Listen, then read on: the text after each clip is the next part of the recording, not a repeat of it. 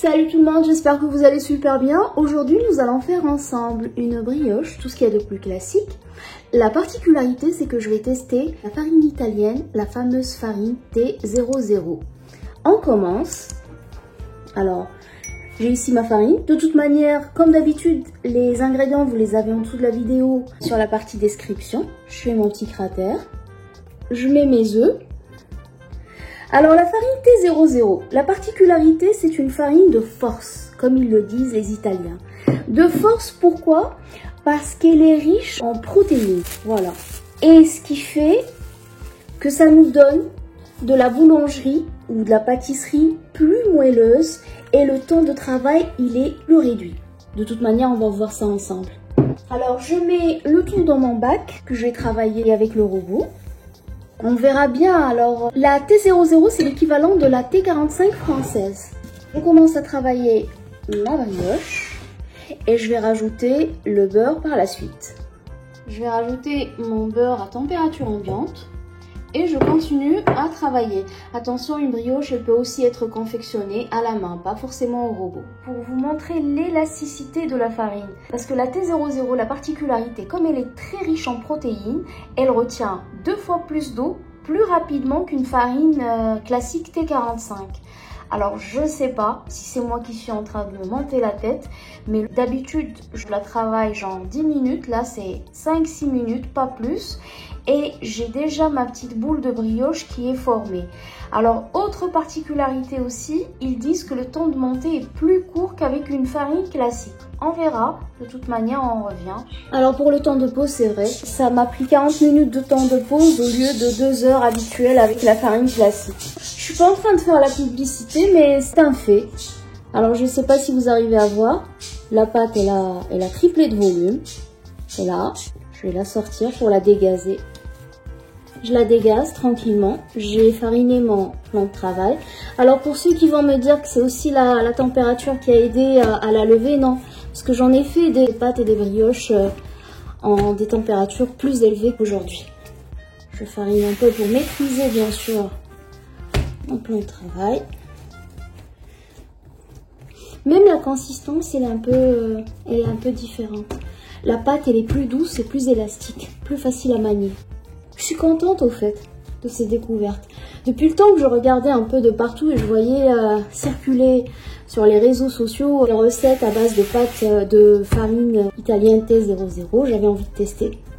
Et je fais le test avec vous. Après bien sûr ma brioche, je vais lui donner la forme que vous donnez à vos brioches, la forme que vous souhaitez. Moi la mienne, je vais la faire un peu particulière.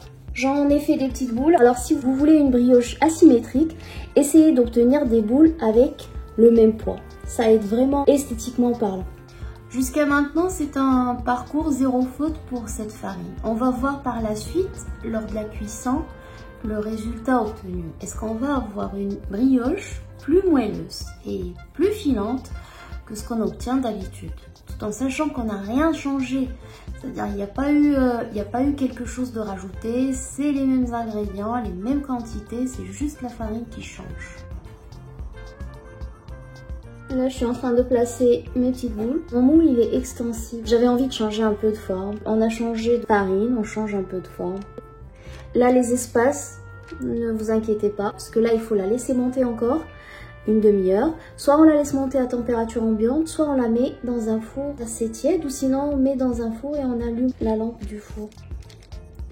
Parce que pour information, quand on allume la lampe du four, la température elle monte à 26 degrés. Et là, tout va se coller. Allez, on laisse monter et on revient pour l'étape suivante. Et puis par la suite, la cuisson finale. Alors là, je l'ai laissé lever un quart d'heure dans le four comme je vous ai expliqué. Je vais badigeonner avec un jaune d'œuf et un peu de lait au-dessus pour gagner en brillance lors de la cuisson. J'avais parfois des questions par quoi on peut remplacer le jaune d'œuf. Alors on peut mettre que du lait, un peu de sucre. J'essaie d'en mettre de partout sur mes petites boules briochées. Alors vous pouvez laisser naturel. Sinon, vous pouvez mettre aussi quelque chose au-dessus. Moi, je suis en train de mettre du sucre. Je vais mettre aussi un peu de pépites de chocolat. Ça reste au choix bien sûr. Mon four il est en train de préchauffer. Je préchauffe et j'enfourne à 160 degrés pendant 30-40 minutes. Au fait, on surveille la cuisson. Faut surveiller la cuisson. Comme je le dis toujours, la chaleur des fours diffère effectivement. Et là bien sûr le test final après la cuisson, voir un peu la texture, qu'est-ce qu'il en est. Est-ce que effectivement cette farine nous permet d'obtenir des pâtes, des brioches ou de la pâtisserie plus moelleuses? On verra. Voilà. Et là on enfourne. Et là le test final après la cuisson. Alors la cuisson elle a duré 25 minutes. Là on va regarder ensemble la texture. Je ne sais pas si vous arrivez à voir, sincèrement. Oui, cette farine elle vaut sa renommée. Regardez comment elle est ma brioche. J'en ai fait des brioches et je peux dire que je valide cette farine.